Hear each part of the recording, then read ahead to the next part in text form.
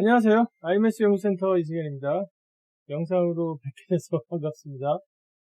이번 시간에는 전략 중에서 마지막 네 번째 주제인 성과 측정에 대해서 설명해 드리도록 하겠습니다. 앞에 이제 예제들이 이제 어떤 게 있었냐면, 기업 전략이란 무엇이냐. 두 번째는 탑 매니지먼트가 또는 기업의 최고 의사결정자나 그 위원회에서 해야 될 전략적 이슈가 무엇이 있었나. 그리고 제조 전략이나 또는 운영 전략이라고 부르죠. 제조 전략에서 의사결정들은 무엇이 있었나. 그래서 이런 전략적 이슈나 제조 전략에 대해 설명을 드렸고, 그리고 이 전략을 구현하기 위해서 프로젝트를 하겠죠. 프로젝트를 하고 나서 보는 게 성과 측정이 되겠습니다. 성과 측정하면 성과가 예상대로 잘 나올 수도 있고, 경쟁력에 맞춰서, 그래서 우리가 품질 쪽에서 좀 강화시키자.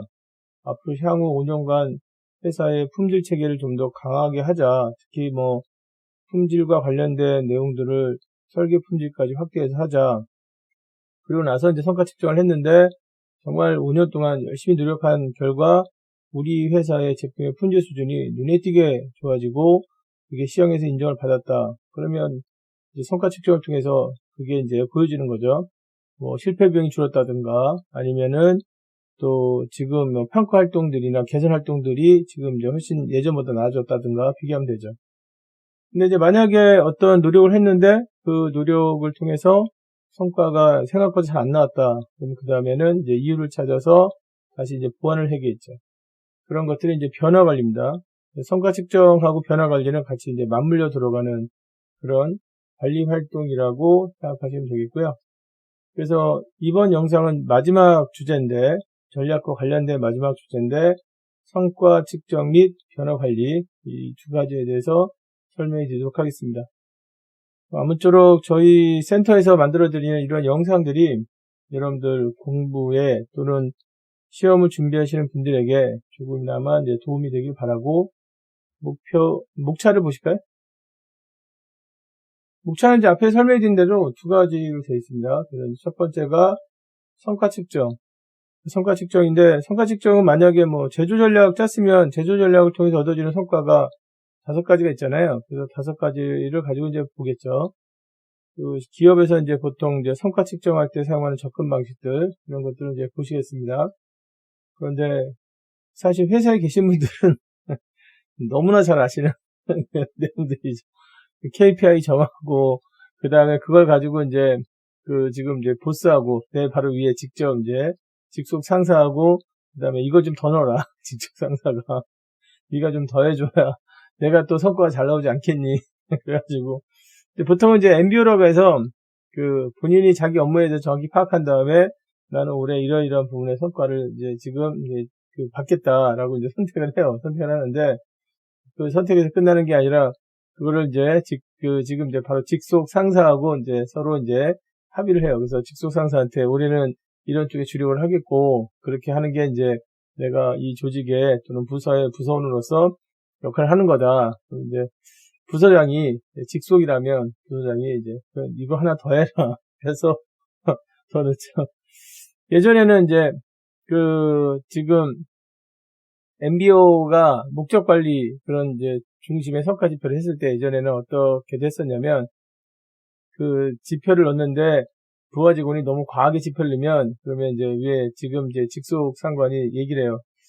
사실 이걸 어떻게 다 할 수 있느냐. 네가 교육도 받아서 무슨 자격증도 하나 따고 그 다음에 해당 업무에 대해서 프로젝트도 좀 한 2개나 하고 그 다음에 기본 업무 보고 너무 과하게 하지 않았냐. 그래서 자격증 따는 건 빼라라든가 프로젝트 하나로 해라라든가 이렇게 이제 했었는데 요즘에는 기업에서 이루어지는 어떤 활동 자체가 너무 긴박하게 이루어지니까 지금 직속 상사도 앞을 내다보기 힘든 거예요. 우리 정말 열심히 했는 거야.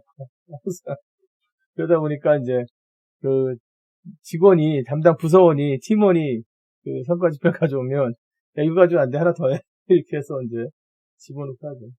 세상이 그만큼 이제 치열해진 거죠. 치열해질 수밖에 없죠. 경쟁도 치열하고 변화도 굉장히 심하기 때문에. 그래서 성과 측정에 대해서 이제 몇 가지 원칙들 설명을 좀 드리고 두 번째는 변화 관리입니다. 성과 측정을 했는데 갭이 생기면 그 갭에 대해서 왜 생겼는지 원인을 파악해서 그래서 이제 지금 좀 더 보완하는 체계, 이게 변화 관리고, 변화 관리는 굉장히 중요하죠. 왜 그러냐면 기업 환경이 변하기 때문에 기업 전략을 바꿀 수밖에 없어요.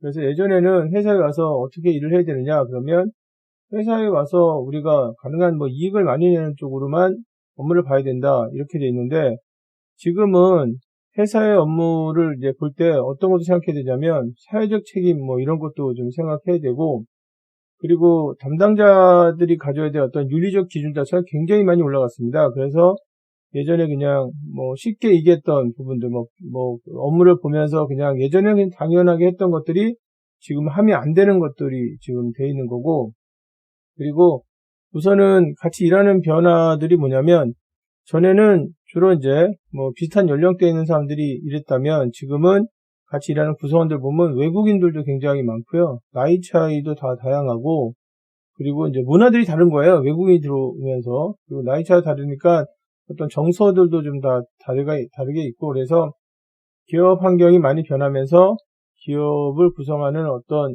시스템도 많이 변하고 있거든요. 전략도 바뀌어야 되고, 그리고 이제 지금 전략도 생각할 때 예전에 신경 쓰지 않았던 부분까지 신경을 써야 되고 하기 때문에 변화관리 체계는 반드시 필요합니다. 만약에 회사에서 이 변화관리 체계에 대해서 좀 신경을 안 써서 그냥 당연히 의뢰 이런 것들은 다 바뀌는 거 아니야 라고 하게 되면 결국은 변화관리에 발맞추지 못하는 어떤 특정한 부서에서는 이제 문제를 일으키게 되고, 이게 회사에 전반적으로 안 좋은 이미지를 만들게 되죠.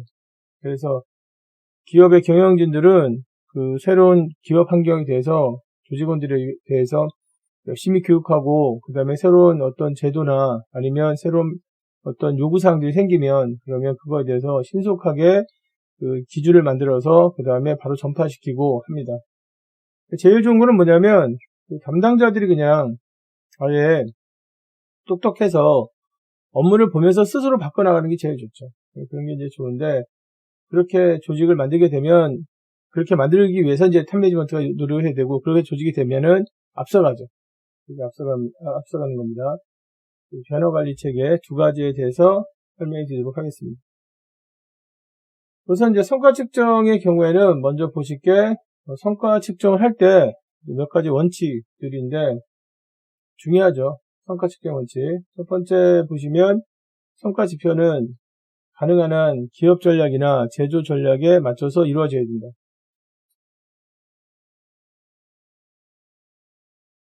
지표가 이제 만들어지면 만약에 제조 전략 쪽에서 가져가는 지표들이 비용을 얼마큼 줄였느냐, 아니면 이제 품질이 얼마큼 좋겠느냐, 속도가 얼마큼 강화되느냐, 그러면 그런 지표들이 만들어져서 바로 현장에서 쓰이게, 그래서 현장에서는 자기 업무를 보면서 그 부분을 달성하게 되면 당연히 기업에 도움이 되게 또는 제조 전략에 도움이 되게 이게 가야 되죠. 이게 가장 중요한 지금 이제 우선 성과 지표의 원칙이 되겠습니다. 두 번째는 지표들은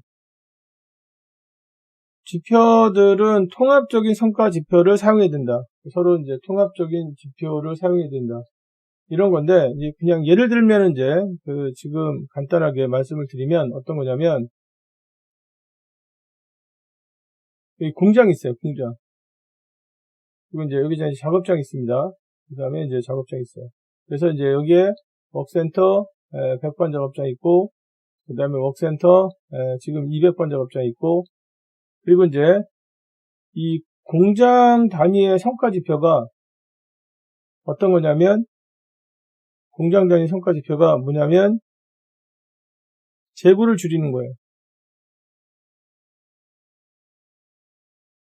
그래서 공장 단위의 성과 지표는 이제 어떻게 잡혔냐면 재고를 가능한 줄이자 이런데, 만약에 이 작업장에서 대한 성과 지표는 그러면 이제 재고를 공장에서 줄인다 그러면 실제로 작업장에 대한 성과 지표는 납기를 만들어서 그 다음에 수요 정보에 맞춰서 공급이 딱딱딱 떨어지게 만든다든가 이런 것들이 돼 있어야 되잖아요. 아니면 재고를 줄일 수 있는 아주 좋은 방법이 뭐냐면 작업장의 유연성을 올려서 수요에 맞춰서 좀 간다든가, 그래서 우리 이제 작업장이 이제 항상 꾸준하게 생산하는 게 아니라 유연성을 좀 올려요. 아니면 이제 라인 같은 걸 셀로 만든다든가 작업자들에 대해서 교육을 많이 시켜서 작업장 단위에서 그래서 이제 지금 유연성이 생겨서 수요에 맞춰서 이렇게 움직여주면 재고를 좀 항상 좀 적게 가져갈 수 있잖아요. 그죠? 그런데 작업장에 대한 성과지표는 이제 뭘로 가는 거냐면 예를 들어서 유틸라이제이션 또는 이피션시로 간다든가 그렇게 되면 이게 안 맞아요. 그러니까 유틸라이제이션 이피션시는 어떤 거냐면 실제로는 작업장의 역량에 맞춰서 그냥 계속 일해주는 방식이거든요. 그래서 생산성을 이제 올려주는 방식인데 그렇게 되면 유틸라이제이션 이피션시가 좋으면 그 기업에서는 하루 동안에 만들어낸 게 많으니까 원가 경쟁력에서 지금 이점이 있는 거지 재고를 줄이는 거하고는 지금 약간 상충되는 부분이 있거든요. 그래서 공장에서 만약에 목표를 뭘로 정했냐면 공장장이 재고를 줄인다 이렇게 잡았으면 그랬으면 거기에 맞는 작업장의 성과지표를 잡아야지 여기처럼 유틸라이제이션 이피션시에 대해서 작업장에서 보겠다. 공장에서는 재고를 줄인다. 그러면 공장에서 재고를 줄이게 되면 그럼 유틸라이제이션 이피션시를 달성을 못하게 되는 거고 유틸라이제이션 이피션시를 달성하게 되면 공장에서는 재고를 줄이기가 좀 어려운 거고 이게 이제 서로 상충되는 거거든요. 성과지표를 이제 설계할 때는 공장의 목표에 맞게 그 다음에 하위 단위에 지금 지금 목표가 만들어지게 언제나 탑다운 방식으로 만들어야 됩니다. 그래서 기업의 목표에 맞게 공장 단위의 성과지표가 만들어지고 공장 단위의 성과지표에 맞춰서 작업장의 성과지표가 만들어줘야 되고 이렇게 지금 탑다운 방식으로 만들어줘야 된다. 그런 얘기고요. 그 다음에 세 번째는 뭐냐면 타겟을 가지고 있어야 된다. 타겟을 가지고 있어야 된다. 이게 이제 중요한데 타겟은 어떻게 정하냐면 보통 좀 열심히 해야 달성이 될 수 있도록 타겟을 잡습니다. 그래가지고 만약에 지금 현재 어떤 값이 70점이다. 그러면 정상적으로 하게 되면 한 80점까지는 갈 수 있다. 노력하면 그러면 한 85점 정도로 잡습니다. 근데 만약에 이제 이거를 80점 정도 할 수 있는데 85점은 정말 노력을 해야 돼요. 그런데 90점 잡으면 사실은 이제 노력하지 않습니다. 이게 현실적으로 정말 노력하면 현재 지금 이제 70점인데 80점까지는 갈 수 있지만 열심히 노력하면 85점에 갈 수 있어요. 그런데 90점은 갈 수가 없다. 그러면은 통상 그 조직원들이 그 성과에 대해서 의미를 부여해서 열심히 하려고 노력하지는 않는다는 겁니다. 그래서 보통은 정상적으로 했을 때 한 50% 정도를 더 높여서 그래서 이제 타겟 값을 갖는 게 바람직하다. 이런 거고요. 그리고 이제 뭐가 있냐면 사람과 공정을 구별하는 성과지표를 사용해야 된다. 특히 이제 제조 쪽에서 이제 좀 중요하긴 한데, 지금 여기도 이제 잠깐 나왔는데, 보통 작업장에 대해서 볼 때, 이제 잠깐 지우고 설명해 드리겠습니다. 이건 아까 이제 상충되는 거에 대해서 했는데, 일반적으로 만약에 우리가 유연 생산 방식, 그러니까 JIT 같은 JIT 생산 방식을 쓰지 않고 그냥 일반적인 생산을 할 때는 생산성을 중요하게 보거든요. 생산성을 중요하게 보는데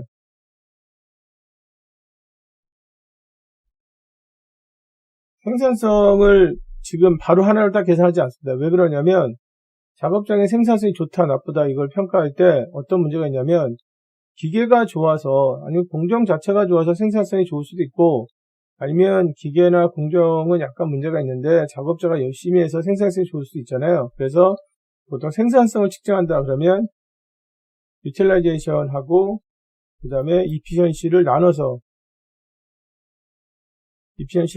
봅니다. 지금 이제 여기 유틸라이제이션은 설비 관리가 잘 되면 좋아지거든요. 다시 말해서 이제 기계 관리를 잘하면 아니면 기계 자체가 좋아요. 그래가지고 기계가 최근에 지금 들어온 기계라 한 2년밖에 안 된 기계고 굉장히 고장도 안 나고 잘 돌아가고 있어요. 그럼 유틸라이제이션이 잘 나오는 거거든요. 그 다음에 이피션시는 이제 이게 잘 나오려면 작업자들이 일을 잘 해줘야 되거든요. 그래서 작업자들이 그냥 자기 일만 하게 되면 이피션시는 아무리 잘 나와봐야 100% 또는 이제 100%보다 좀 떨어지게 되어 있습니다. 그런데 작업자들이 이제 숙련도가 좋아서 서로 막 도와가면서 일을 하게 되면 뭐 110이 나올 수도 있고 115가 나올 수도 있고 그래서 예전에는 작업장의 생산성 그래서 이제 생산성이 좀 뭐 몇 프로다 이렇게 했는데 지금은 당연히 기계 때문에 또는 이제 그 공정 때문에 생산성이 어떻게 나오는지 그리고 이제 사람이 어떤 역할을 하는지 이 두 가지로 나눠서 지표를 구분한다. 그래서 나중에 이 공정에서 지금 좋은 결과가 나오는 거는 사람 때문이다. 아니면은 기계 때문이다. 이런 걸 이제 구분한다 이거죠.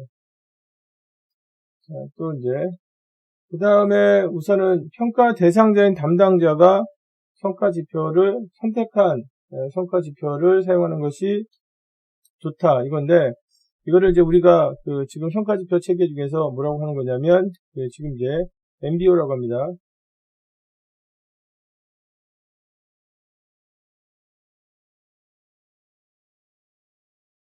그래서 이제 목적 관리 체계 이렇게 하는데, 성과 지표를 정할 때 그 담당자가 자기 업무를 정확하게 파악했는지 안 했는지를 보고 그다음 정해줘요. 그러니까 예를 들어서 학생에 대해서도 학생이 공부를 하잖아요. 그리고 공부를 잘하게 되면 본인이 좋은 거잖아요. 그래서 저는 그러면 이번에 그 지금 뭐 3개월 동안 공부를 할 때, 아니면 뭐 방학 동안에, 아니면 뭐 1학기 동안에 어떤 거에 집중하겠느냐. 그래서 나는 이제 지금 내가 보니까 영어가 좀 부족하니까 영어 쪽에다 시간을 좀 더 많이 배정하고, 그래서 영어 쪽에 성적 올리려 노력한다.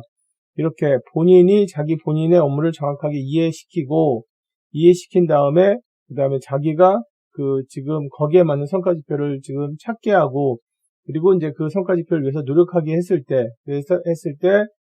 지금 좋은 결과가 나올 수 있다. 그런 겁니다. 그래서 본인이 선택한 지표에 대해서 이제 갖게 한다 이거고, 그런 관리 방식이 이제 우리가 이제 MBO라고 하죠. 그 다음에 또 지금 이제 그 특정 대상에 대해서 너무 많은 성과 지표를 사용하는 것은 바람직하지 않다. 그렇죠. 이건 당연하지 않겠습니까? 그래서 우리가 지금 작업장에 대해서도 볼 때도 이제 지금 작업장에 대해서 핵심적으로 봐야 될 건 뭐뭐다. 그래서 이제 지금 품질을 봐야 되고, 그 다음에 비용 요소 봐야 되고, 그리고 이제 비용 요소를 볼 때는 유틸라이제이션 이피션시 보고, 유틸라이제이션 이피션시가 지금 이제 얼마 나오냐에 따라서 그 표준원가 저절로 계산되는 형태니까, 그리고 이제 뭐 재고 정도 보고, 이렇게 이제 너무 많은 지표를 사용하는 게 아니라 각 활동에 지금 목표가 있잖아요. 그 목표에 맞는 본질적인 지표 3개나 4개, 또 뭐 많아야 이제 5개 정도 해서 이제 가중치를 줘서 쓰는 게 바람직합니다. 그리고 이제 여기 보시면 평가에 사용되는 지표들은 이제 다른 가중치를 가지고 있어야 됩니다.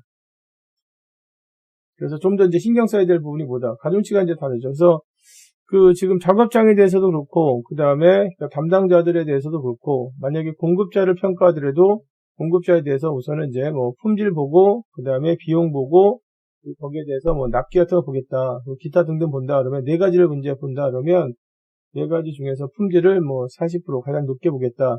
그래서 우리가 지금 그 업무에 대해서 특히 이제 지금 이제 기본적으로 필수적으로 해야 될 일들에 대해서 그 가중치를 이제 부여하게 되면 딱 이해하죠. 그래서 이 지금 업무를 볼 때는 반드시 기본으로 이걸 하고 이걸 더하게 되면 그만큼 이제 지표가 성과를 잘 받는다.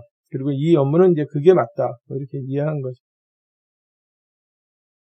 자, 그 다음에 보시면은 그 많은 데이터를 통해서 성과 지표가 계산돼야 된다. 그러니까 데이터가 좀 어느 정도 있어야 된다는 얘기입니다. 어차피 이제 샘플 데이터를 가지고 성과를 하는데 지금 데이터 자체가 너무 적은 데이터를 가져가게 되면 올바로 평가를 못 하잖아요. 그래서 객관성을 가져라는 얘기예요. 객관성을 가져서 성과 지표가 나오면 그 지금 성과를 받은 담당자가 뭐 이거는 이렇게 지금 지표가 맞는 게 맞다. 이거는 내가 약간 부족했다. 뭐 이런 것들을 이제 알게 되죠. 그래서 이제 가능한 객관적인 그 지표가 나올 수 있도록 데이터를 좀 충분히 쓴다.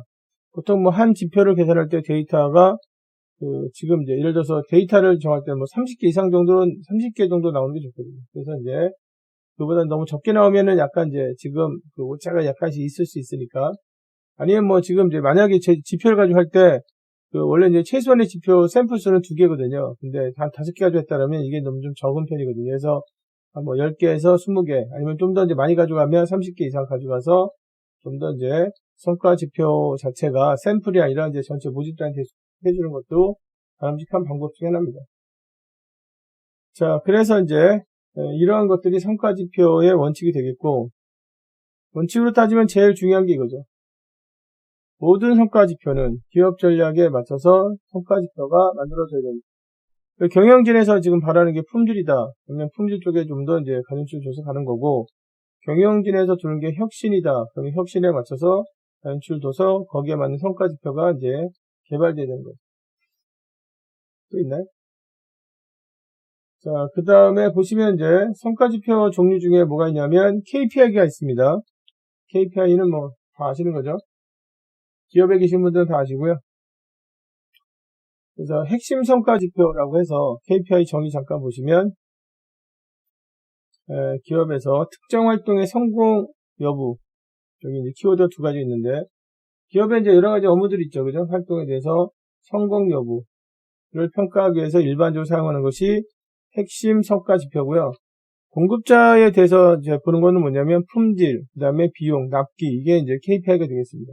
그걸 가지고 이제 지금 다시 품질 관련돼서 세부적으로 몇 가지가 더 나오면 그걸로 이제 좀 종합해서 품질 점수 얼마, 근데 가중치가 있어서 가중치가 이제 더해지고 이렇게 해서 이제 KPI 지표들이 있는데 보통 회사에서 쓰는 KPI 지표들이 어떤 것이 있는지 보도록 하겠습니다. 첫 번째가 이제 지금 재무지표라고 해서 돈으로 계산되는 첫 번째가 이제 원가. 그만 아시죠, 그죠? 그래서 원가는 주로 이제 어떤 식으로 가는 거냐면 표준원가를 계산해 놔요. 왜냐하면 작업 표준이라는 게 있고 그 다음에 재료를 어떤 거 쓴다는 게 있기 때문에 표준원가가 있고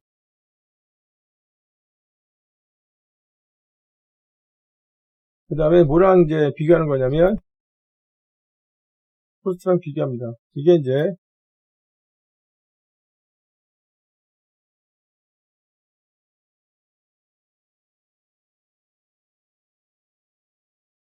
그래서 이 비용 차이 분석을 합니다. 비용 차이 분석. 그래서 비용 차이 분석을 이제 하게 되면 둘 중에 하나 나오죠. 그래서 만약에 계산을 했더니 실전가가 지금 안 좋게 더 많이 나왔다. 그러면 이제 그거를 이제 우리가 뭐라고 하는 거냐면 바람직하지 않게 나왔다고 합니다. 그래서 이제 표준원가는 얼마가 됐냐면 표준원가 계산을 할 때는 예를 들어 이제 한 10달러 받는데 실전가가 얼마 나왔냐면 이게 이제 11달러 나왔다. 그러면 상황이 어떤 상황으로 보는 거냐면 이제 지금 바람직하지 않은 상황, 지금 이제 바람직하지 않는 상황으로 보고 그다음 바람직하지 않는 상황이 되면 지금 이제 뭘 하는 거냐면 문제 해결을 들은 거죠. 그래서 이제 지금 거기에 맞게 문제 해결 이런 식으로 이제 가는 형태가 지금 이제 원가 계산입니다. 그래서 원가 계산은 우선 표준원가 나오고 그 다음에 기준 자체가 실제원가를 가지고 비교해서 그 다음에 잘했는지 못했는지 본다 이거죠. 왜냐면 표준원가가 딱 나온다는 건 이제 애당초에 뭐 제 BOM 나오고 작업 표준 나오고 편집시간 나오기 때문에 표준원가 나오거든요. 이렇게 해서 이제 지금 제품원가는 재무지표로 이렇게 쓰고요.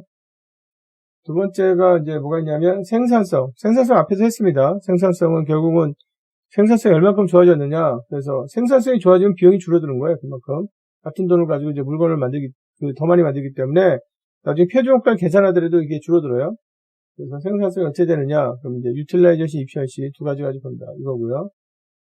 그 다음에 품질 비용은 이제 주로 구성이 어떻게 되어 있냐면 직접비 얼마, 간접비 얼마 이렇게 되어 있지 않죠. 그래서 품질 비용의 경우에는 이제 첫 번째가 익스터널 페일러 코스트. 그래서 대표적인 게 이제 보상 비용입니다. 보상 비용. 사실 뭐 보상 비용으로 끝나지 않고 정말 치명적이죠. 그래서 익스터널 페일러 코스트 발생하게 되면 회사가 특정 제품을 지금 더 이상 생산을 못할 수도 있습니다. 굉장히 어마어마하게 큰 비용이고 그 다음에 인터널 페일러 코스트 이거는 이제 어떤 비용이냐면 물건이 시장에 나가기 전에 우리가 잘못 만드는 걸 알아서 그 다음에 그걸 가지고 이제 지금 뭐 교체하거나 제작을 하는 겁니다. 또는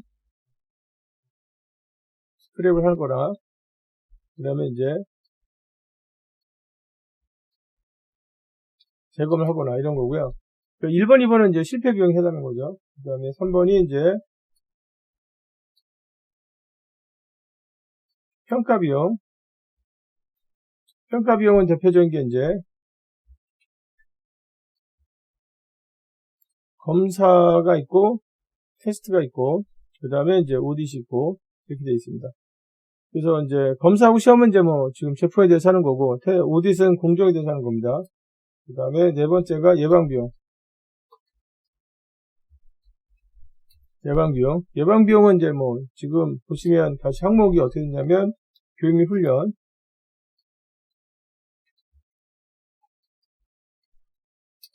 그러니까 작업자 똑똑한 사람이 일 잘하니까 교육 및 훈련이 있고요. 그 다음에 예방보전.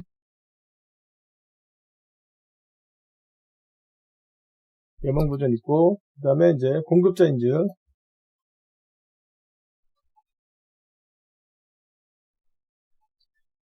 지금 프로그램. 이런 게 있습니다. 그래서 예방비용 쪽에 돈을 많이 쓰려고 하죠. 품질 쪽에서는 예방비용 쪽에 돈을 많이 쓰게 되면, 그러면 자연스럽게 어느 비용이 떨어지냐면 이 실패비용, 감직하지 않은 실패비용 자체가 떨어지죠. 그리고 이제 지금 평가비용도 덜 지금 발생할 수 있죠. 그래서 예방비용 쪽에 이제 돈을 내는데, 품질비용은 어떻게 정하는 거냐면, 여기 이제 그 품질비용 항목들은 이제 지우고요. 품질비용을 정할 때는 일반적으로 매출의 몇 프로 정도 정합니다. 그래서 보통 이제 미국의 자동차 회사들은 문제가 되는 게 뭐냐면, 품질비용을 이렇게 계산해 보면 매출이 얼마 정도 나온 거냐면 보통 5 내지 한 20% 정도 나온대요, 공장이. 지금 이제 이게 전체 토탈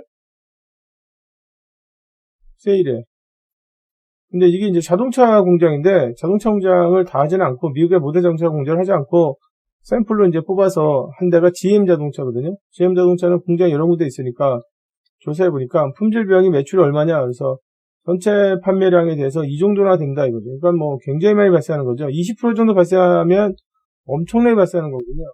그래서, 흔히 이제 품질 쪽에 계신 분들이 얘기하는 게 뭐냐면, 회사는 품질만 좋아도 비용을 낮출 수 있다. 뭐 이런 얘기들을 많이 하는 이유가 그런 겁니다.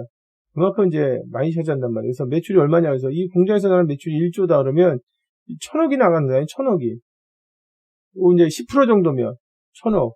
그러면 당연히 탑매니지먼트는 매출에 지금 몇 프로 정도 품질 비용이 되는지를 확인하고 나면, 야, 그러면 우리가 열심히 노력하면 품질만 좋으면 1000억을 세이브할 수 있는 거 아니냐.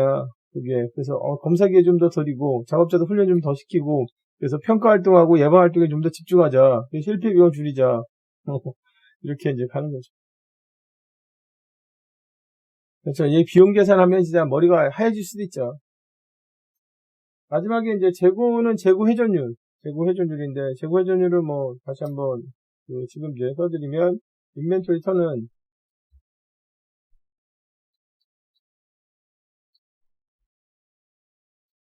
주로 이제 위에는 이제 COGS. 그래서 판매원가죠, 판매원가. 그래가지고 전체 매출에서 판매원가를 빼게 되는데, 그 판매원가에다가 그 다음에 이제 지금 재고 수준, 평균 재고 이렇게 되어 있습니다. 그러니까 다시 말하면 재고 회전율 자체가 어떤 지표냐면 자산 회전율이에요. 그래가지고 지금 이제 재무 측정치 중에 하나입니다. 그러니까 미국에서는 재고를 돈으로 보기 때문에, 그리고 미국에서는 재고를 많이 갖는 것들을 어떻게 보는 거냐면, 경영자가 뭔가 지금 부실하게 회사를 운영하고 있다, CEO가. 그리고 일본에서는 재고를 뭘로 보는 거냐면, 경영자가 회사를 부실하게 운영하고 있다. 그래서 재고, 다시 말해서 그 재고 비용만큼을 땅에다 돈을 넣고 있다, 이렇게 보고 있습니다. 그래서 일본에서는 경영자에 대해서 이제 평가할 때, 모든 기업이 다 그렇지는 않는데, 일반적으로 재고를 뭘로 보는 거냐면, 일본의 지금 사람들은 재고를 평가할 때 매몰비를 봐요. 매몰비라는 게 뭐냐면, 경영진이 무능해서 사업을 제대로 해야 되는데 사업을 제대로 못하고 돈을 땅에다 묻고 있다, 이런 게 매몰비다. 진짜 이게 매몰비는 그냥 매몰비라고 생각하면은 매몰비가 뭐 어느 정도 있구나. 예를 들어 매몰비가 얼마 발생했냐, 20억 발생했다, 100억 발생했다 그러면 그냥 매몰비 100억 이렇게 하는데, 사실은 어떤 뜻이냐면 지금 이제 탑매니지먼트가 아니면 경영진에서 사업을 지금 이제 잘못 운영하고 있어서, 조직을 잘못 운영하고 있어서 매몰비가 100억이라는 얘기는 100억을 땅에다 이렇게 묻고 있다는 뜻이에요. 근데 그 재고를 매몰비로 본단 말이에요. 그러니까 자기가 이제 회사를 운영하고 나서 회사에 대해서 이제 얼마큼 잘했는지 평가받는 탑 매니지먼트 입장에서는 재고를 애당초에 이제 줄이는 걸 목표로 이제 갈 수밖에 없죠. 그래서 이거 완벽하게 없앨 수는 없지만 그래도 꾸준히 이제 줄이자. 그래야 내가 성과가 잘 나온다. 그래야 이제 내년에 또 연임할 수 있다. 재고 회전율. 그 다음에 일반적으로는 이제 지금 KPI를 정할 때 하나 재무지표만 가지고 하는 게 아니라 여러 가지 측면을 다 평가하는 게 좋잖아요. 그래서 지금 이제 어떤 것도 있냐면 비재무제표들도 있습니다. 이게 이제 non-financial 지금 비재무제표들이 있는데 보통 이제 다음 같은 게 있습니다. 우선은 이제 사이클 타임을 얼마큼 줄였느냐. 그러니까 이제 이거는 뭐 주로 속도와 관련된 내용이죠. 이쪽은 이제 주로 스피드와 관련된. 그리고 이제 스피드가 빠르면 그만큼 시장 변화에 빨리 대응을 할 수 있기 때문에 유연성도 좋아지거든요. 그래서 보통 유연성을 보는 지표들이 유연성을 측정하는 지표가 없어요. 원래가. 그러다 보니까 이제 시간을 얼마큼 줄였느냐. 시간을 많이 줄이면 줄일수록 그만큼 유연성이 줄어들기 때문에. 그 다음에 두 번째가 이제 낭비 제거. 낭비 제거는 이제 문제 해결을 얼마큼 해서, 근데 이제 문제 중에서 문제를 좀 더 깊게 들어간 거죠. 그래서 실제로 기업 내에 존재하는 활동인데 공정 개선을 얼마큼 해서 돈이 되지 않는 활동들, 검사를 얼마큼 줄였느냐. 그러니까 예방 활동을 많이 하겠죠. 검사 같은 거 줄이려면. 그 다음에 셋업을 얼마큼 줄였느냐, 문서를 얼마큼 줄였느냐, 뭐 이런 게 이제 낭비 제거가 되겠습니다. 그 다음에 유연성. 사실 유연성이 어려운 주제예요. 왜 그러냐면, 유연성을 직접 측정하는 방법이 없어요. 그래서 유연성은 아직도 그냥 유연성이 있다 없다지, 저 작업장은, A 작업, 100번 작업장은 유연성이 78%, 그 다음에 200번 작업장은 유연성이 82%, 이렇게 지금 정량화되지 못하거든요. 그래서 보통 이제 유연성을 많이 보는 게 두 가지인데, 첫 번째는 속도가 얼마큼 줄어들었느냐 하고, 그 다음에 재고가 얼마큼 줄어들느냐. 그러니까 속도가 줄면 유연성이 생겨요. 그래서 유연성이 생기면 재고가 줄어요. 뭐 이런 식으로 연결되어 있거든요. 그래서 속도를 얼마큼 줄여서 결과적으로 재고를 줄였느냐, 그런 걸 가지고 이제 간접적으로, 그러니까 우회적으로 유연성을 측정하고 있습니다.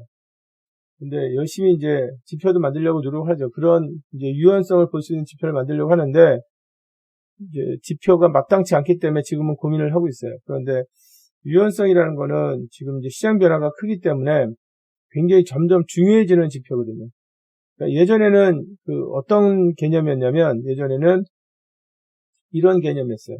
회사가 품질하고, 그 다음에 비용을 얼마큼 줄였느냐, 이런 개념이었는데, 지금은 여기다가 지금 점점 중요해지는 게 뭐냐면 스피드하고 속도가 얼마큼 빨라졌느냐, 그래야 이제 빨리빨리 대응하니까. 그 다음에 이노베이션이 얼마큼 이제 좋아졌느냐, 이게 이제 점점 붙고 있습니다. 그래서 전통적으로 우리 회사는 품질 굉장히 좋고, 그 다음에 대량 생산 체계를 잘 가져가는데, 지금 설비 관리도 굉장히 잘하고, 품질도 좋기 때문에 당연히 제조 품질도 좋고, 작업자들에 대한 어떤 교육이나 훈련을 많이 시켜가지고, 작업자들이 업무를 볼 때 서로 같이 이제 협업해서 한다. 그러면 이피션시가 좋아지는 거거든. 그러면 이제 생산성이 좋아서 비용을 떨어뜨리는데, 이 두 가지만 가지고는 지금 시장에서 경쟁하기는 좀 약간 벅차요. 그래서 지금 거기다가 속도가 얼마큼 빨라지고 있느냐, 그리고 얼마큼 혁신적인 어떤 설계 또는 혁신적인 공정, 이런 것들을 가지고 있느냐, 이런 게 점차 중요해지고 있습니다. 그러니까 그 전에 가지 않았던 길을 가야 되는 거죠.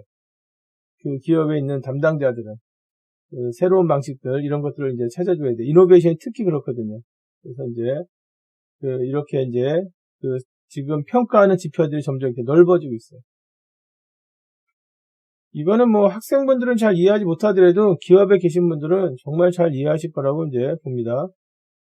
근데 마지막에 보는 게 설계 품질과 관련돼서 지금 앞에 제품 설계에 대해서 설명이 되었는데, 강건 설계 이런 것도 있었잖아요. 그리고 그다음에 QFD 이런 게 있었잖아요. 그래서 얼마큼 설계할 때 고객의 요구사항이 잘 들어가게 하고, 그리고 그다음에 이제 설계 단계에서 세팅해야 될 것들이 있거든요. 그래서 설계할 때 그런 노이즈 요소들, 이 공정을 설계하거나 제품을 설계할 때 지금 우리가 통제할 수 없는 변수들이 뭐고, 그런 변수들에 대해서 가장 좋은 조합이 어떤 거다.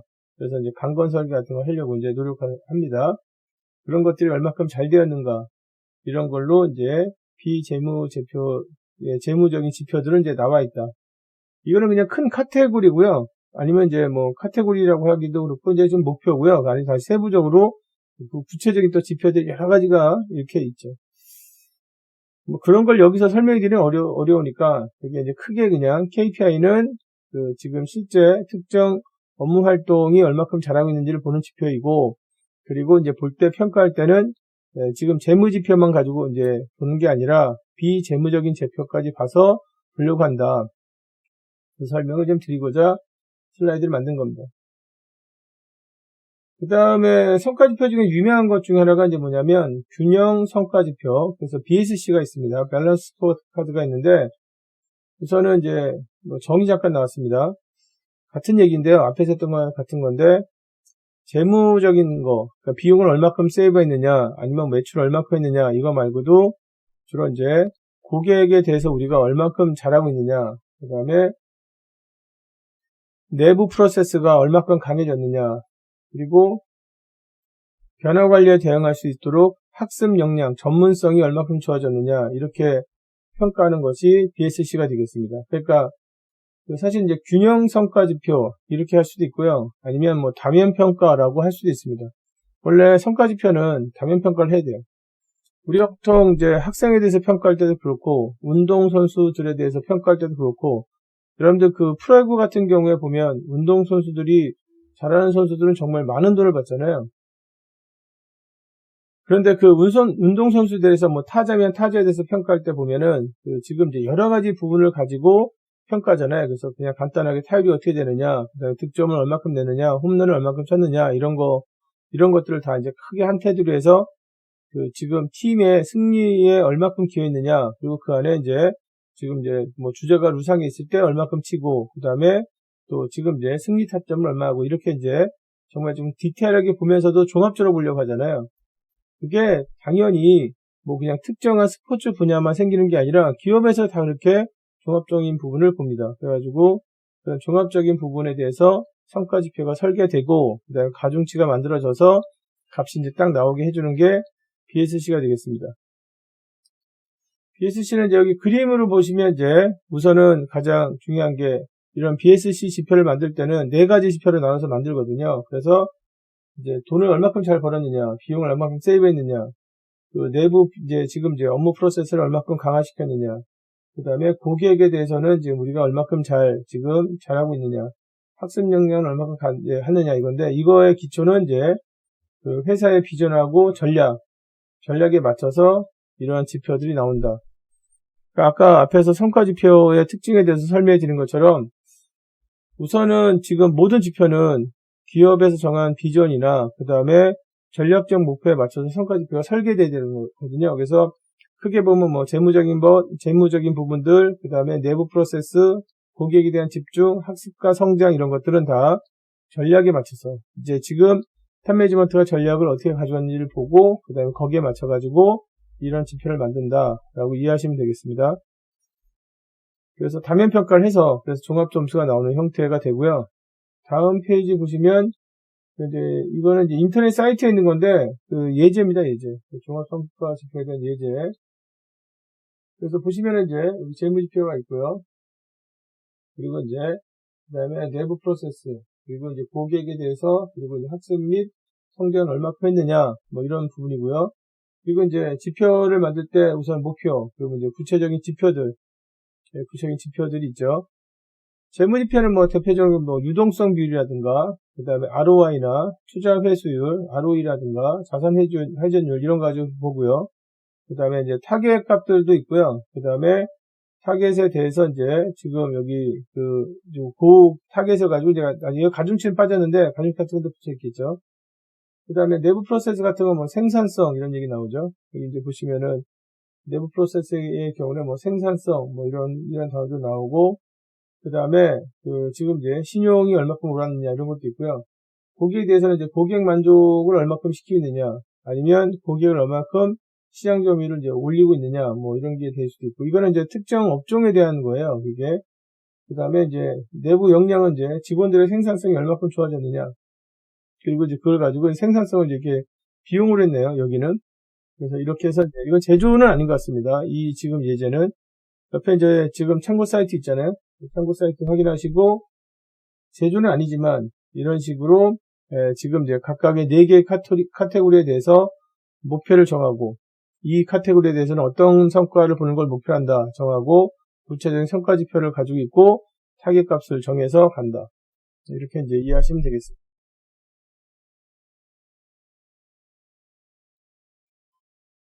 예제였고요. 그 다음에 보실 게 이제 뭐냐면 성과 측정 중에서 이제 제조 활동과 관련된 성과 지표들이 잠깐 나왔습니다.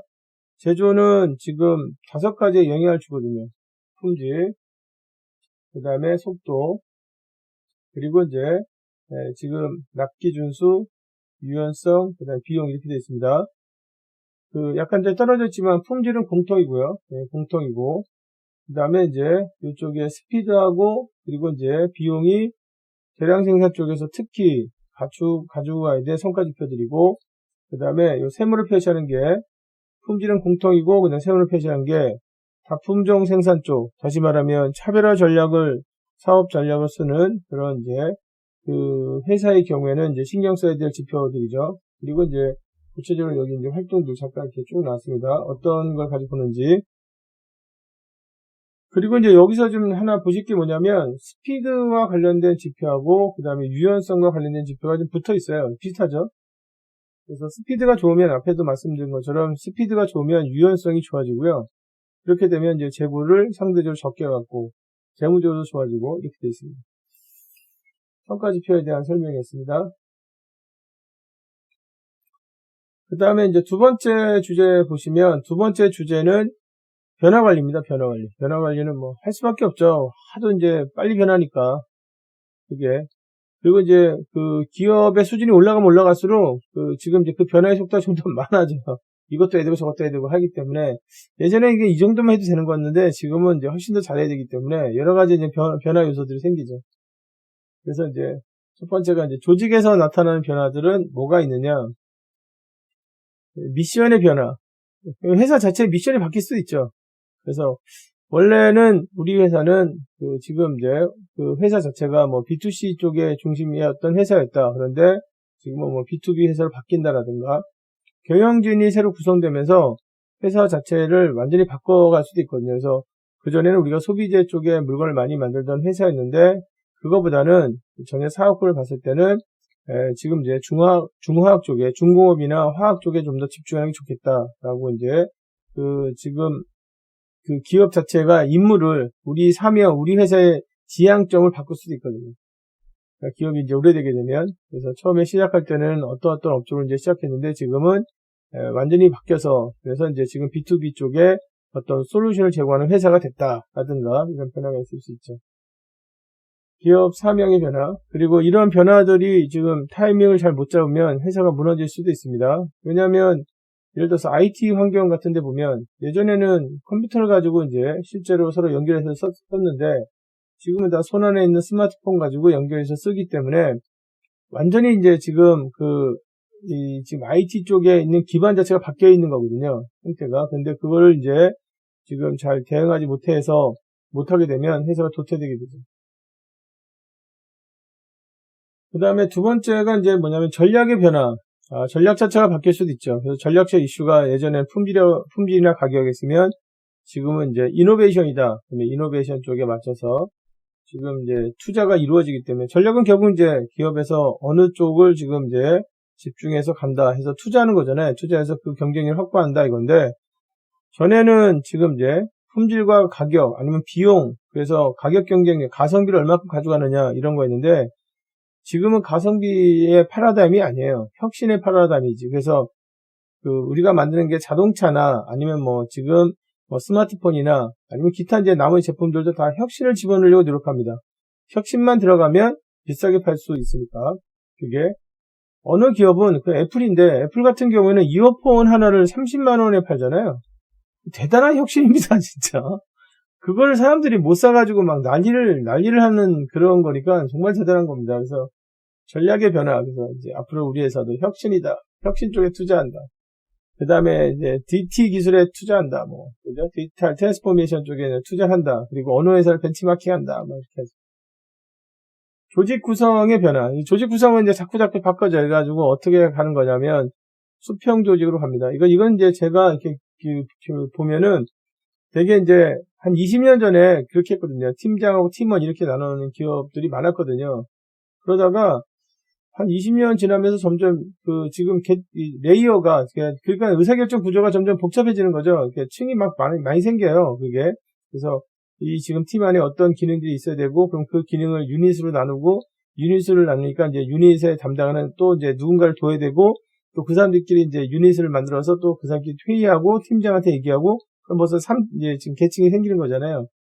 근데 이제 그런 것들을 이제 지금은 다시 또, 지금 이제 팀장, 팀원 이렇게 하고 직책도 다 없애버려서 이제 뭐 그냥 회사에서 일하는 뭐 프로라고 하든가, 지금 이제 아니면 그냥 매니저라고 하든가, 아니면 이제 회사가 약간 이제 그렇게 바꿔지면 애매하면 뭐 지금 이제 시니어 매니저, 어서 매니저 뭐 이렇게 해서 이제 지금 이제 가든가. 조직 구성은 지금 정기적으로 이렇게 바뀌는 것 같습니다. 제가 처음에 봤을 때는 이게 이제 사이클이 좀 있는 것 같더라고요. 아무래도 이제 지금 뭐 제가 회사에 관련돼서 일들을 오래 하다 보니까 그 사이클이 보이더라고요. 기술의 변화. 이거 엄청나죠, 진짜. 엄청난 기술의 변화들이 있습니다. 지금 대개 지금은 온라인으로 이제 모든 것들이 다 이루어지는데요. 앞으로는 다 지금 이제 가상현실 속에서 모든 것들이 이루어질 겁니다. 그러니까 앞으로 10년이 정도 지나면 쇼핑을 하러 정말 가는데 그게 가상현실 속에서 이루어질 거예요. 그러니까 예전에는 이제 직접 쇼핑을 하러 갔고, 지금도 가죠, 그죠? 지금도 가는데, 사람들이 이렇게 생각해보면 직접 이제 대형 할인마트까지 가서 차를 몰고 가서 물건을 피킹을 해서 그 다음에 그걸 다시 이제 차에다 실어서 집에서 정리하고 이런 것들이 굉장히 이제 사실 낭비여서거든요. 근데 지금은 이제 온라인에서 다 주문하면 바로 이제 집 앞에까지 새벽에까지 갖다 주는 그런 게 되니까 그쪽 훨씬 더 이용하죠. 그래서 지금은 이제 유통을 보면 오프라인하고 온라인하고 보면 이제 사실은 지금 판이 기울어졌어요. 그래서 오프라인이 아무리 열심히 노력하더라도 온라인을 결국 이길 수는 없을 겁니다. 그런데 그 온라인은 결국 어떻게 바뀌냐면 가상현실 속에서 지금 쇼핑이 이루어지거나 가상현실 속에서 어떤 비즈니스 활동이 이루어지게 그렇게 다 바뀔 겁니다. 그게 이제 지금 어쩔 수 없는 그런 이제 물결이에요, 물결. 그게. 그래서 디지털 기술 자체를 정말 적극적으로 이제 쓰는 그런 이제 프로세스가 생겨날 거고, 그게 이제 자리를 잡아서 경쟁자를 또 이기겠죠. 그게 이제 지금 우리 바로 목전에 있거든요. 그래서 기술 변화들이 이제 많이 생긴다. 이런 것들은 이제 기업에서 기업 활동하다 보면 항상 이게 변화가 생기는 부분들, 이런 게 있죠. 그 다음에 직원들의 태도나 행동의 변화. 그렇죠. 우리나라는 좀 늦게 들어왔는데, 미국 같은 경우에는 뭐, 애당초에 주 40시간 근무, 뭐, 이런 게 있었는데요. 제가 한 15년 전에 미국에서 봤던 것 중에 놀라웠던 것 중에 하나가 뭐냐면, 뉴욕이나 이제 워싱턴에서, 지금, 이제, 지금은 제가 확인을, 없었던 것 같아요. 지금은 제가 얼마 전에 이제 뉴욕에 있었는데, 그건 없었던 것 같습니다. 근데, 그때 이제, 예전에, 뉴욕에서 이제 지금 지하철을 이제 왔다 갔다 해서 여행을 하고 있을 때 놀란 건 뭐냐면, 그때 지하철 요금이 달라지는 거예요. 근데 지하철 요금이 달라지는데 어떻게 달라지냐면 3시 반부터 4시 반에 지하철 요금이 약간 올라가는 거예요. 그게 왜 그러냐면 그때 사람들이 퇴근을 많이 해서 그때 되게 놀랐어요. 그래서 왜냐면 이 사람들이 그러면 아침에 좀 일찍 시작하고 그다음에 3시나 4시에 끝나는구나. 그러니까 이제 보니까 지금 3시, 4시쯤에 끝나니까 5시쯤부터는 사람들이 나와서 날씨가 좋을 때 나와서 운동을 하거나 책을 보거나 자기 여가 시간들을 이제 즐기는 거죠. 그래서 그런 것들이 있었는데, 그래서 그런 거에 비해서 이제 우리나라는 어떻게 했었냐면 그 당시에도 회사에서 저녁을 먹는 건 당연한 일이고, 지금도 회사에서 저녁을 먹는 직원들이 많습니다. 그렇게 되면 나중에 자기 삶 자체가 굉장히 이제 고립되는 문제들이 생기거든요. 이게. 그래서 지금 이제 회사에 너무 오랫동안 있으면 나중에 그 회사를 나왔을 때 가장 큰 문제가 돼요. 아무것도 못하니까. 근데 이제 지금 제가 그때 미국에서 여행을 하면서 직원들이 어떻게 일을 하는지 이렇게 쭉 보면서 그때 이제 되게 인상적이었던 것 같아요. 근데 지금은 우리나라도 다 마찬가지죠. 그래서 그냥 워라밸이라고 하지만 원래 그게 상식이거든요. 그래서 원래는 이제 정확하게 뭐 주 40시간 근무하거나 그 다음에 만약에 어떤 여러 가지 이유가 있으면 그 다음에 이제 그 시간대를 이제 정해서 가거나 아무리 해도 52시간 뭐 이렇게 가는 게 이제 맞거든요. 근데 요즘에는 그 직원들이 그런 생각들을 가지고 있어요. 원래 회사 가면 회사에서 막 오랫동안 아침에 한 8시부터 시작하거나 아니 7시 반, 많이 일찍 시작하는데 6시 반에 시작하거든요. 6시 반에 6시 반에 아침 먹고 시작해서 그다음에 저녁 먹고 지금 집에 가는 거거든요. 그러니까 도대체 집이 어딘지를 모르겠어. 그 생활을 25년 아니면 뭐 28년, 30년 이렇게 해버리면 진짜 지금 이제 거기 그런 상황에서 사회에 나와버리면 정말 본인이 놀랄 것 같아요. 이 세상이 이렇게 변했나? 사람들이 이렇게 사나? 굉장히 놀랄 거예요. 맨날 회사하고 거기 왔다 갔다 하니까 그게 큰 문제가 되는 거죠. 그래서 이제 지금은 직원들이 가지고 있는 생각들이 이제 그렇게 돼 있지 않습니다. 그러니까 이제 지금 그런 걸 이렇게 보면은 좀 이해가 안 되는 나이들이 있을 수 있는데, 글쎄요, 그게 뭐 저는 50대인데 50대도 그런 걸 보면서 당연히 이게 맞다고 생각을 하거든요. 근데 지금 저보다 어린 분들이 만약에 이게 이상하다 그러면 그분들은 좀 생각이 문제가 있는 분들이거든요. 이게 좀 자기 생각에 문제가 있다는 것을 본인이 이제 받아들이기 어려울 수 있지만 문제가 있다고 꼭 이해하시기 바랍니다. 그래서 내가 어디가 문제가 있는지 한번 체크리스트를 체크를 꼭 하시기 바랍니다. 안 그러면 세상에서 행복하게 살기 어렵단 말이에요. 자, 그래서 이제 이런 변화들이 있죠. 그래서 당연히 이제 변화들이 있으니까 뭐가 필요하냐면 변화 관리가 필요하고 그 변화 관리의 책임은 역시 기업의 이제 지금 탑매니지먼트가 되겠습니다. 자, 그 다음에 보실 게 이제 뭐냐면 이제 변화 관리에 대해서 어떤 변화든지 보고 변화의 단계인데 변화의 단계는 우선 첫 번째가 기업이 바뀌려면 그 업무를 보는 담당자에서의 그 변화가 있어야 됩니다. 그래서 직무나 업무의 변화가 이제 생겨야 된다.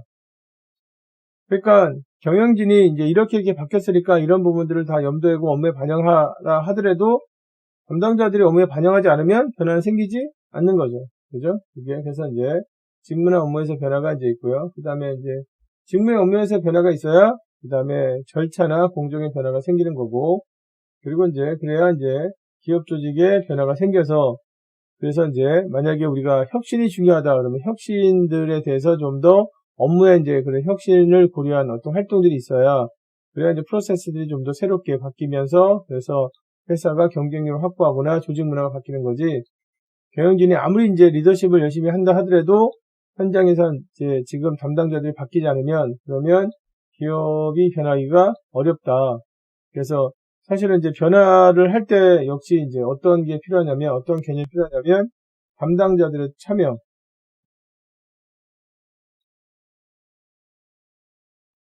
담당자의 참여. 그래서 이거 EI라고 하죠. 담당자 참여가 필요하다. 담당자 참여를 시키느냐 못하느냐의 책임은 누구한테 있는 거냐면 지금 이제 여러 번 말씀드리지만 역시 이거는 이제 누구한테 있는 거냐면 탑매니지먼트한테 있습니다. 책임이 탑매니지먼트한테 있습니다. 사장님에 관련된 얘기는 특히 이제 전략 쪽에서 많이 제가 설명을 드렸거든요. 뭐 사장님 월급도 많이 얘기했죠, 그죠? 사장님이 그 월급을 이렇게 많이 받으시기 때문에 그만큼 책임이 일을 많이 해주셔야 돼요. 회사를 위해서 일을 많이 해주셔야 되는데 담당자 참여와 관련된 것들은 이제 지금 사장님이 교육이나 훈련을 시키고 팀 활동을 지금 허용해주고 만약에 어떤 부분의 변화가 잘 이루어졌으면 그거에 대해서 인정해주는 거예요. 인정은 뭘로 해주는 거냐면 월급을 올려주는 거예요. 그래서 이 작업장에서 이 새로운 어떤 방식을 채택을 해서 많은 변화를 이뤘다. 그래서 생산성이 좋아졌다. 그래서 하루에 300개 만들던 것을 뭐 310개 만들었다. 그러면 그거를 돈으로 계산해서 월급에 반영시켜 주는 거예요. 이런 이제 노력들을 탑매니지먼트가 해줘야 그래야 그래야 이게 생기고, 이게 생겨야 직무나 업무에서 변화가 생겨서 회사가 잘 된다. 이렇게 연결 지시면 좋을 것 같습니다. 순서를. 그리고 이제 여기서 이제 하나 이제 우리가 생각해야 될 게 뭐냐면, 지금 직무나 업무에서 변화가 있으려면 회사의 조직원들이 어떤 생각의 변화들이 있어야 되는데, 조직원들은 정말 지금 생각을 바꿀 수 있나, 이게. 사실 사람이 가지고 있는 생각은 두 가지로 나눌 수 있거든요. 두 가지로 나눌 수 있는데, 그게 이제 뭐냐면, 사회적인 어떤 지금 이제 규율이나 사회적인 원칙에 대한 생각. 그러니까 회사에 가면 이런 일을 해야 되고, 이렇게 해야 되구나, 이런 생각들이 있고요. 또 하나는 그냥 개인적인 생각. 나는 이상하게 겨울보다는 여름이 좋다든가, 아니면은 뭐 지금 음식을 먹더라도 국물이 있는 게 좋다든가, 아니면 나는 채식이 좀 더 좋다든가, 지금 고기보다는 뭐 채식이 좋다든가, 이런 개인적인 어떤 생각이 있는데, 그 개인적인 생각은 사실 개인적인 취향이라 그래요, 취향. 근데 개인적인 취향은 바꿀 수가 없습니다. 그리고 그걸 바꿀 이유도 없어요. 아니, 개인적인 취향을 왜 바꾸려고 합니까? 그냥 타고난 건데, 그게. 그래서 나는 그냥 이상하게 뭐 지금 이제 봄, 여름, 가을, 겨울 중에서 봄하고 가을은 별로 안 좋고 여름이 좋아. 여름이 좋으면 그냥 여름이 좋은 대로 사는 거잖아요, 그죠? 그리고 그 개인적인 취향 때문에 뭐 누가 나쁘게 되는 것도 없잖아요, 그죠? 그러니까 개인적인 취향은 건드리면 안 되는 거고, 이제 뭐냐면, 사람 간의 관계에서 그 개인이 나타내는 어떤 지금 이제 활동들, 그게 사회적인 어떤 이제 지금 생각들인데, 사회적인 생각들은 당연히 이제 바꿀 수 있어요. 왜냐면 사회에서 요구해서 사회적인 생각이 나왔기 때문에, 당연히 사회에서 예전에는 이야기를 할 때, 나이가 많은 사람이 나이가 어린 사람한테 반말을 해도 됐습니다. 그런데 지금은 사회적으로 그렇게 되면 서로 간에 오해가 생기고 업무가 잘 안 되니까 서로 간에 이제 경호를 쓰도록 합시다. 이건 당연히 다 바꿀 수 있죠. 다만 이제 처음에 좀 어색해서 좀 받아들이기가 힘들지. 그래서 이게 지금 좀 잘 안 되는데 하더라도 뭐 날씨가 많이 나면 이제 그게 안 되는 사람도 있을 거 아니에요. 근데 하다 보면 이제 이게 적응해서 이제 하는 거거든요. 그래서 우선은 지금 여기서 말하는 지금 직무나 업무에서 변화가 있으려면, 그러면 어떤 걸 바꿔줘야 되냐면, 기업 안에서 활동하는 사람들이 가지고 있는 사회적 관념을 바꿔주는 건데, 사회적 관념은 바뀔 수 있어요. 아까도 말씀드렸죠. 개인적 취향은 바꿀 수 없지만 사회적 관념은 바꿀 수 있습니다. 사회적 생각은 바꿀 수 있어요. 그래서 지금 이제 보시면은 그 개인이 변화하는 단계인데, 그게 이제 어떤 거를 얘기하는 거냐면, 사회적인 지금 이제 생각에 대한, 사회적인 통념에 대한 변화 단계입니다. 그래서 변화 단계는 어떻게 되냐면, 처음에 이제 거부 단계가 있어요. 거부 단계. 그게, 그건 나랑 상관없고, 그 다음에 뭐 예를 들어서 이제 뭐 구매를 할 때 사회적 책임을 다하려 하는데, 뭐 내가 구매하는 거는 지금 외자 구매고, 그리고 주로 거래하는 데가 이제 미국이고, 미국에 딱 어느 업체에 딱 정해져 있는데, 거기서 구매를 하는 금액이 뭐 내가 좀 뭐 몇백억 정도 된다 하더라도, 그게 뭐 사회적 책임을 내가 거기서 어떻게 다 하고 이런 게 뭐가 있겠느냐 내가. 그래서 이제 처음에 이제 거부 단계가 있고요. 두 번째는 이제 자꾸 이제 그래도 지금 이제 구매하면서 사회적 책임에 대해서 이제 고민하고 보고서도 한번 내보려고 하고 해봐라 그러면 이제 더 안 하는 저항 단계에 있습니다. 그래서 보통은 탑 매니지먼트가 제일 신경 써야 될 게 뭐냐면 이 저항 단계에 지금 이제 있는 것들을 미리 예상해서 그래서 이제 이걸 없애줘야 돼요. 저항 단계. 그리고 이제 저항 단계를 없애는 방법은 지금 이제 되게 크게 이제 두 가지가 있다고 합니다. 첫 번째는 지금 이제 서포팅은 뭐냐면 저항 단계 자체를 없애기 위해서 이런 변화들이 어떻게 있는지에 대해서 교육이나 훈련 같은 걸 많이 시켜주는 거예요. 그래서 구매 담당자의 뭐 사회적 책임이 중요하다. 그게 있어야 우리가 뭐 나중에 정부 입찰을 따거나 그다음에 사회에서 좋은 어떤 이제 지금 인식을 갖게 할 때 이게 이제 사회적 좋은 인식을 갖게 하는 것 자체가 지금 의미가 있는 거거든요. 그래서 그거에 대한 성공 사례라든가 이런 쪽에 교육이나 훈련을 시켜야 되고, 그 다음에 계획을 짜야 돼요.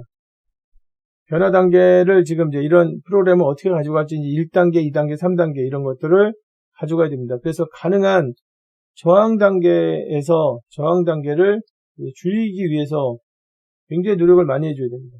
이게 길어봐야 좋은 게 하나도 없어요. 예. 그 다음에 이제 세 번째가 이제 뭐냐면 지금 저항 단계가 지나고 나면 조직원들은 다 어떻게 하면 자꾸 얘기하니까 어떻게 하면 이거를 지금 내 업무에 반영할 것인가 해서 좀 찾아봐요. 찾아보는 건 우리가 탐색 단계라고 합니다. 탐색 단계. 지금 이제 여기가 되면은 이제 지금 노력을 이제 좀 하기 시작하는 거죠. 그러니까 저항으로 끝나지 않는단 말이에요. 사회가 변하면 모든 사람들이 다, 이건 뭐 나랑 상관없는 거야 라고 하다가 자꾸 하면 이 세상 이상한 거 아니야? 이렇게 하다가도 결국은 나중에 지금 이제 거기에 대해서 맞춰줘요. 처음에는 안 맞춰주다가 맞춰줍니다. 그게, 그래서 이제 탐색 단계가 지나고 나면 그러면 이제 뭐가 생기냐면 참여 단계. 그래서 이제 적극적으로 이제 아이디어도 내고 그 다음에 이제 이런 성공사에도 발표하고 그래서 이제 그걸 성과도 받고 이런 참여 단계를 갖춘다. 그래서 아까도 말씀드렸지만 개인의 취향들은 바꿀 수 없지만 사회적인 어떤 활동, 규범 이런 것들은 다 바꿀 수 있습니다. 그게 그래서 이제 예전에 뭐 예를 들어서 일을 할 때 팀장하고 팀원들을 봤을 때는 항상 팀장이 나이가 좀 많고 그 다음에 직급이 높은 사람, 팀원들은 이제 지금 이제 실제로 어리거나 경력이 짧은 사람 이렇게 했다면 지금은 그렇지 않거든요. 지금 과제가 어떤 과제냐에 따라서 그 과제에 가장 적합한 사람이 팀장이고 그 다음에 이제 지금 이제 그 과제를 수행하는 뭐 팀장 밑에 한 3명, 4명 있다면 팀원으로 활동하는데 나이가 많은 사람이 들어오거나 그 다음에 직급이 이제 지금 있는 사람이 들어올 수 있어요. 그런데 내가 지금 그런 게 처음에는 이제 그게 적응이 안 될 수 있죠. 적응이 안 되는데 그런 것들을 이제 꾸준히 실행해서 그 다음에 효과를 보고 그 다음에 탑매니지먼트가 거기에 대해서 지금 이런 노력, 지원 체계, 그 다음에 계획 체계 이런 걸 가져가게 되면 그러면 저항 단계를 거쳐서 나중에 탐색 및 참여 단계로 넘어간다. 이런 것도 이제 안 넘어가는 사람도 있을 수 있겠죠, 그죠? 그런 분들은 뭐 아무래도 좀 변화에 대해서 좀 이제 지금 적극적이지 않은 분들인데 좀 어렵겠죠, 사회생활 자체가, 그죠? 근데 누가 사회생활을 어렵게 만들려고 노력하겠습니까? 바보가 아닌 이상에. 사회생활은 하면 할수록 걔네한테 이득이에요. 그렇지 않습니까? 예를 들어서 만약에 내가 다른 친구들보다 한 3년 정도 더 회사를 다녔다, 사회생활을 했다. 그러면 3년 정도 더 하게 되면 실제로 그 3년치의 연봉을 더 지금 이제 내가 가져가는 거예요. 그럼 얼마나 이득이겠습니까? 그죠? 특히 이제 뭐 지금 내가 나이 들어서 3년이면 신입사원한테 받는 연봉이 아닐 거 아니에요. 그죠? 그 정도를 더 가져가게 되면 그만큼 내가 개인적으로 뭐 하고 싶은 일을 하거나 아니면 이제 가족들하고 이제 같이 잘 살거나 할 때 훨씬 더 도움이 되겠죠.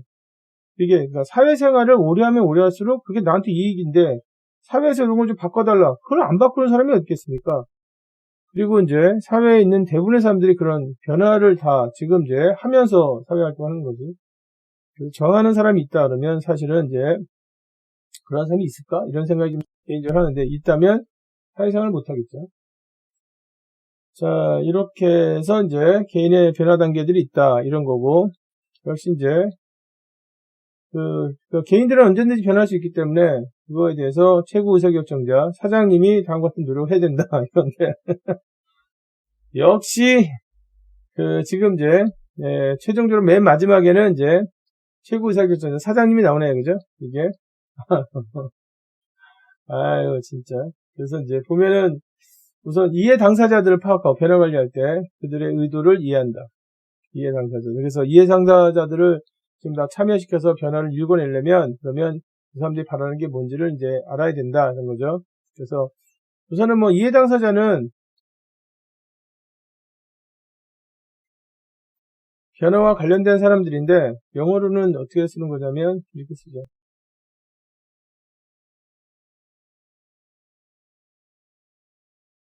이해 당사자들. 그래서 광범위한 이해관계가 있는 그래서 뭐 신제품을 바꾸거나 구매 정책을 바꾸거나 제조하는 방식을 바꾸거나 제조하는 방식에서 유연성을 올리거나 아니면 제품에 대한 이노베이션을 집어넣거나 그러면 거기에 대한 이해 당사자들이 있고 이해 당사자들을 하여금 팀을 구성하게 해서 가능한 이해 당사자들이 원하는 모든 것들이 다 지금 이제 프로세스에 녹여들게 해줘야 돼요. 그러면 당연히 어떻게 되겠습니까? 속도는 약간 어떤 결과물을 만들 때까지 시간들은 약간 좀 더 걸릴 수 있죠. 그런데 그 결과물에 대한 성공 가능성은 올라가죠. 이해 당사자들을 잘 파악하고 그 다음에 그들의 의도를 좀 잘 이해해서 그래서 이제 그거를 어떤 결과물에 녹여들 수 있도록 노력해 준다. 그 다음에 이제 변화에 대한 성공 사례를 만든다. 중요하죠, 중요해. 실패한 것들을 변화라고 하진 않죠. 변화는 어쩔 수 없이 생길 수밖에 없고, 그래서 반드시 변화에 대해서 성공 사례를 만들어서, 이렇게 하니까 이제 지금 잘 된다. 이런 성공 사례를 만든다. 그리고 이제, 그 다음에 그거에 대한 효과적인 소통 체계를 구축한다. 소통 체계. 그러니까 이제 성공 사례를 전달하는, 그래서 일반적으로 이제 그 성공 사례를 문서화해서, 그 다음에 그거를 이제 중앙 데이터베이스에 올려서 쫙 전파시키게 이렇게 하죠. 예를 들어서 이제 그 공장별로 어떤 혁신 사례들 있잖아요. 공장별 혁신 사례들도 지금 이제 공장이 지금 중국에 2개 있고, 베트남에도 하나 있고, 한국에도 하나 있고, 대만에도 하나 있다. 글로벌 기업이다. 그러면 각 공장에서 이루어지는 이제 성공 사례들 다 영어로 문서화해서, 그래서 이제 만약에 설비 문제였다. 그럼 설비 쪽에 카테고리에 넣어주고, 그 다음에 이제 지금 작업자들의 어떤 유연성 향상이었다. 그럼 유연성 향상을 넣어주고 해서 뭔가 변화가 있으면 그 변화된 것들에 대해서 카테고리를 나눈 다음에 그 카테고리에 맞춰가지고 이제 다 검색을 할 수 있게. 그래서 이제 서로 간에 이제 볼 수 있게. 노력만 하면 언제든지, 이 공장에서 이런 노력을 했구나. 그리고 이제 그거에 대해서 나중에 이제 서로 정보를 교환할 수 있게 이런 걸 이제 만들어 놓죠. 그런 노력을 하죠.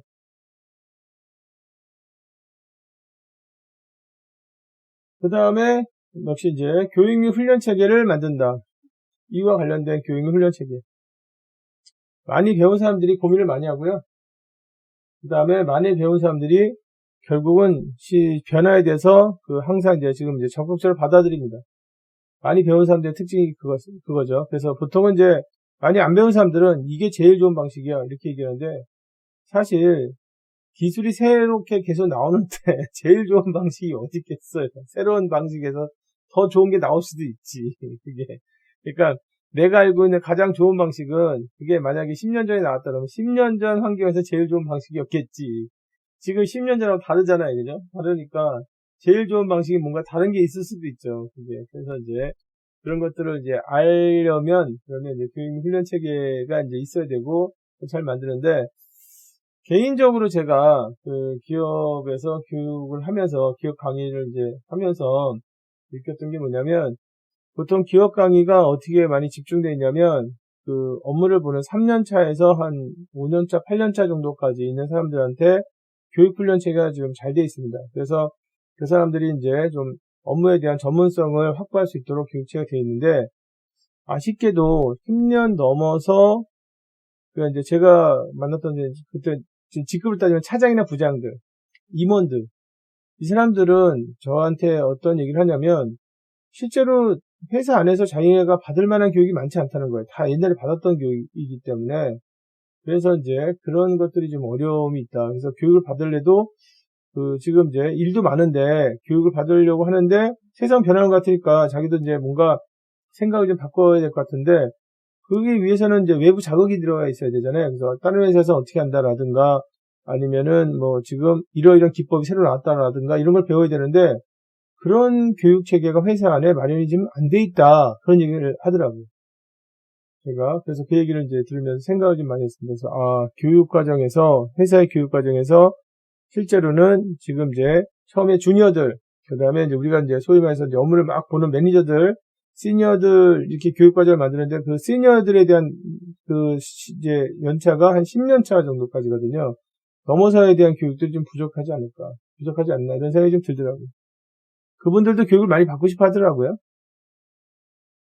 그 다음에 이제 변화에 대한 직원들의 저항을 효율적으로 대처한다. 저항에 효율적으로 대처한다.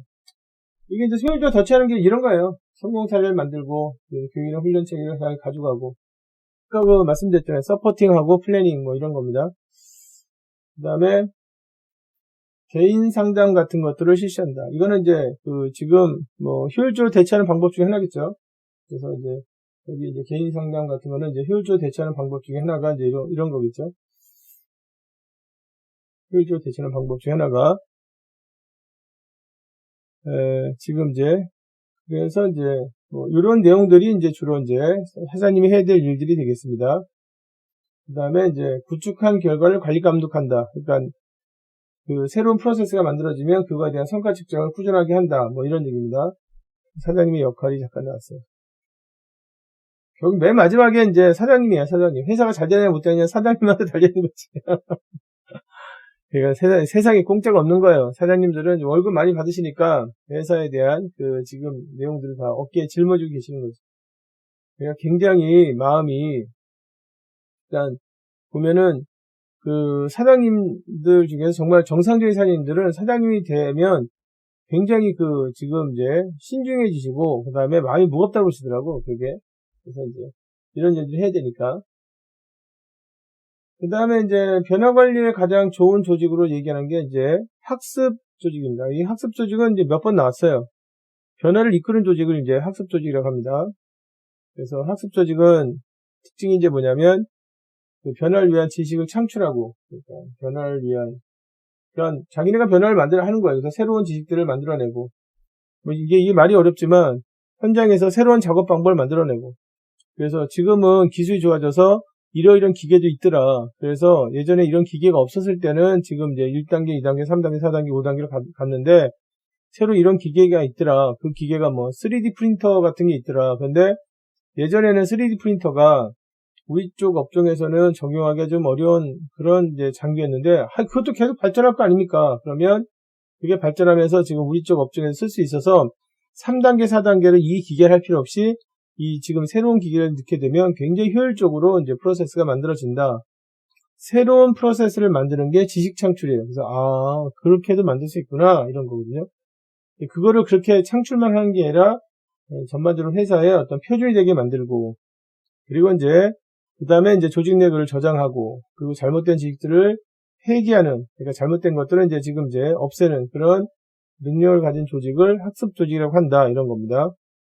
그리고 지금은 사장님이 조금만 신경 쓰면 회사 안에 있는 모든 직원들에 대해서 학습 조직을 만들 수 있는 기회가 너무너무 많습니다. 왜냐하면 우선은 많이 배운 사람들이 회사에 들어와요. 번듯한 대학을 지금 이제 나온 사람들이 회사에 들어오고, 그 다음에 현장에서 일하는 사람들도 많이 배운 사람들이에요. 그리고 두 번째는 그분들이 정보에 대해서 정말 시시각각으로 보고 있습니다. 왜? 스마트폰을 다 들고 있으니까. 그리고 나름대로의 이제 지금 이제 자기 지식을 확보하기 위한 어떤 소스를 잘 가지고 있어요. 그런 사람들이 이렇게 모이면 팀 활동을 하게 되면 의견이 어떤 문제에 대해서 혼자 하게 되면 한 3개 나올 게 팀 활동을 하게 되면 5개, 6개 나올 수 있다는 거죠. 대신 뭐가 있어야 되냐면 동기부여가 있어야 돼요. 그 동기부여는 사장님이 해야 될 겁니다. 근데 동기부여만 있으면 셋이 모여놓으면 원래 그냥 혼자 생각하면 한 3가지 의견이 나올 수 있는 게 대안이 3가지 해결 방법이. 근데 이제 3명이 모이면 4명이 모이면 더 나온다는 거죠.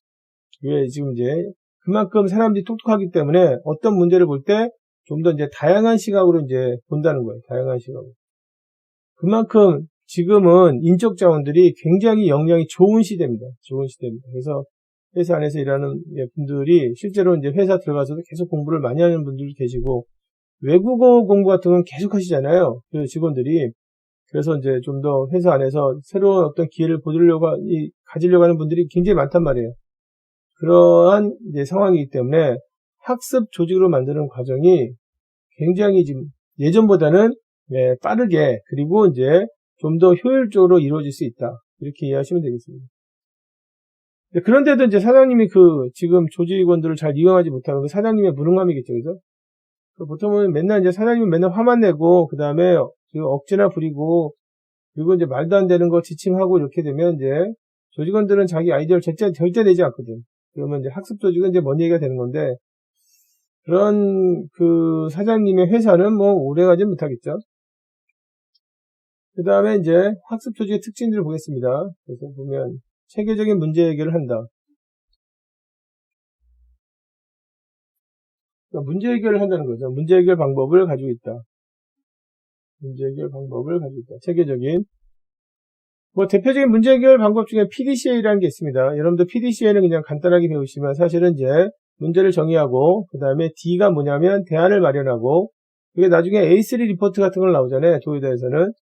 역시 이제 앞에 영상에 다 내용이 있습니다. 그거 보시면 되겠고. 그래서 대안을 마련하고, 그 다음에 대안을 마련한 다음에 체크 과정이 뭐냐면, 대안들에 나온 결과를 통계적으로 해석을 하고, 그래서 이제 제일 좋은 방법을 찾는다 이겁니다.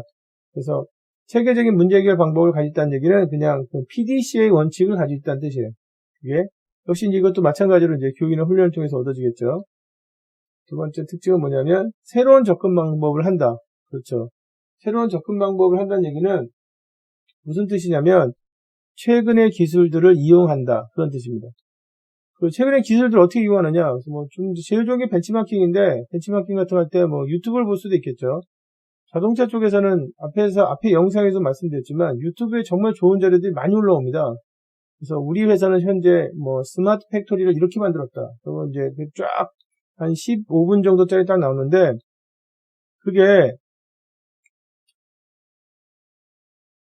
자동차 공정을 모르시는 분들은 뭐 공정이 이렇게 돌아가는구나 하는데 자동차 공정을 정확히 아시는 분들은 이분이 바뀌었구나 이거를 우리가 또 응용해보자 이런 것들을 이제 바로바로 할 수 있거든요. 그래서 새로운 접근 방식을 활용한다는 얘기는 최근의 기술을 알고 있다 그런 얘기입니다. 이게 학습 조직이 이제 그래야 이제 그런 학습 조직이 될 수 있다는 거죠. 세 번째는 조직의 경험과 과거의 자료를 사용한다. 그 얘기는 이제 과거로부터도 배우고 또 뭐 지금 이제 벤치마킹 한다는 얘기입니다. 그 다음에 다른 산업의 좋은 방법들을 이제 찾는다. 그래서 그 지금 과거의 어떤 자료들을 다 쌓아놓고 있다는 거죠. 데이터베이스가. 그래서 실패 사례도 가지고 있고 성공 사례도 가지고 있고 그 다음에 다른 조직의 좋은 방식과 경험을 배운다. 이건 이제 뭐 우리가 이제 흔히 말하는 베스트 프랙티스에 대해서 알고 있다는 건데 우리나라는 이제 이게 좀 어려움이 좀 있어요. 근데 미국 같은 경우에는 이런 부분들이 좀 약간 열려 있습니다. 왜냐하면 미국은 정부에서 기업으로부터 뭐 건물을 지금 사거나 장비 같은 걸 사거나 할 때 그것만 사는 게 아니라 어떻게 그거를 만들었는지에 대한 그런 기술도 같이 사서 데이터베이스에 넣어서 미국 기업들한테 공개합니다. 그래서 어떤 기업이 새로운 방식을 이제 찾게 되면 그 새로운 방식으로 이제 가지고 뭐 정부 입찰 따서 정부에다 물건을 공급하게 되면 그 새로운 방식을 같이 열게 돼 있어요. 그러니까 당연히 이제 우리보다는 현실적으로 좀 베스트 프랙티스를 찾고 그 다음에 그걸 가지고 벤치마킹하는 조건이 좀 좋죠. 그래서 이제 그런 걸 가지고 이제 다른 조직의 좋은 방식과 경험을 활용한다 이렇게 이제 쓸 수 있습니다. 그래서 학습 조직이 갖는 이제 이런 특징들 때문에 결과적으로 지금 이제 변화를 이끌어갈 수 있는 거죠. 자, 그리고 이제 지금 뭐 5번째가 마지막인 것 같은데 학습 조직이 갖는 특징 중에서 이러한 이제 좋은 것들을 지금 신속하게 전달한다. 그러니까 이제 이거를 지금 이제 체계화 시켜서 이걸 이제 표준화 시킨다고 하는데 체계화 시켜서 문서를 만든 다음에 성공 사례를 이제 데이터베이스에 올려서 다른 공장에서 어떤 노력을 하거나 다른 부서에서 노력할 때 이거를 이제 제공한다 이런 겁니다. 그래서 변화 관리를 할 때 탑매니지먼트가 우리 회사에 있는 그런 인적 자원을 이렇게 학습 조직화 시키면 그러면 변화를 선도해 갈 수 있죠. 그러면 어떤 제품이 나오냐면 남보다도 빠르게 좀 더 혁신을 갖는 제품이 나오고 이제 당연히 제품의 부가치가 올라가겠죠. 올라가서 이제 회사는 이제 경쟁력을 갖게 되겠죠. 학습 조직의 특징들이 되겠습니다. 변화 관리는 이제 이게 다 설명이 다 된 거고요. 그래서 지금 전략 중에 4번째 주제인데요. 4번째 주제는 성과 측정이었습니다. 전략을 짜고 나서 그 다음에 성과 측정은 어떤 식으로 하느냐. 그리고 이제 성과 측정을 하는 과정에서 문제가 생기면 변화 관리 체계가 작동하는데 변화 관리 체계는 사실은 성과 측정하고 이제 같이 맞물려 들어가지만 기업의 어떤 다양한 변화들 때문에 항상 이게 이제 별도의 관리 체계를 가지고 있어야 됩니다. 이렇게 말씀드릴 수 있습니다. 그래서 이제 4번째 주제까지 설명해 드렸네요. 시간이 좀 그래도 많이 들었네요. 많이 들었는데 그래도 끝까지 시청해 주신 여러분들께 진심으로 감사드리고 마치도록 하겠습니다. 감사합니다.